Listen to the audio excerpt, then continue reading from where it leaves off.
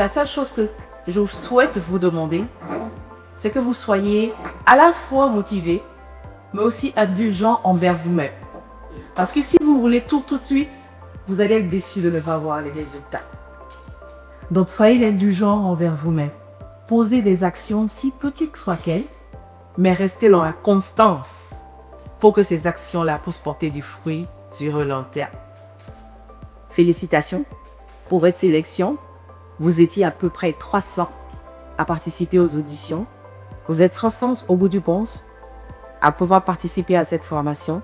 Je vous en félicite et j'espère que vous saurez vous montrer digne de ce privilège que vous avez, pas seulement en étant motivé et assidu en salle, mais aussi en étant un relais de tout ce que vous allez apprendre au cours de cette formation-là.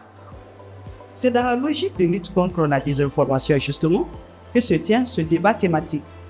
Son objectif, comprendre les mécanismes de la désinformation, ses causes et ses conséquences, sensibiliser sur les dangers des fake news, expliquer ses impacts sur la marche de la démocratie et sur le processus de paix, proposer quelques outils simples permettant aux citoyens lambda de distinguer le vrai du faux entre faux.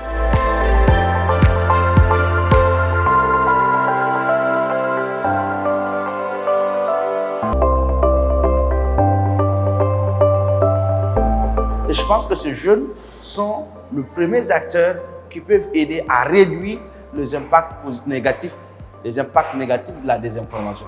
Donc s'ils sont bien informés sur la désinformation, s'ils ont écouté leurs aînés, si des expériences leur ont été partagées, ils pourront vraiment être très utiles dans la lutte contre la désinformation au Mali. Bon, je lance seulement un appel à mes autres camarades retenus pour cette formation, que nous soyons tous des exemples et que nous soyons à la hauteur de cette formation, que nous soyons dignes de ce que le NIBD attend de nous à la fin de la formation. Le débat thématique, pendant la formation, les formateurs vous donnent beaucoup de notions.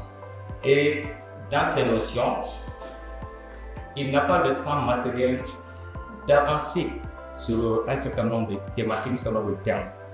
Donc nous essayons de voir les thèmes que le formateur n'a pas pu beaucoup plus aborder pendant sa formation, de faire de ça un thème.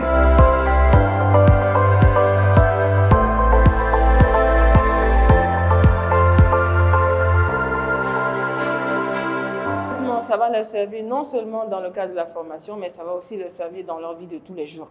Parce que ce sont des jeunes, ce sont des femmes, ils sont très actifs professionnellement et aussi dans la vie de tous les jours. Donc forcément, ces connaissances vont leur permettre non seulement de se prévenir, de creuser dans le cadre de la formation, d'avoir ce œil, d'avoir cette critique d'analyse de l'information qu'ils rencontrent, de les pousser à plus de recherche.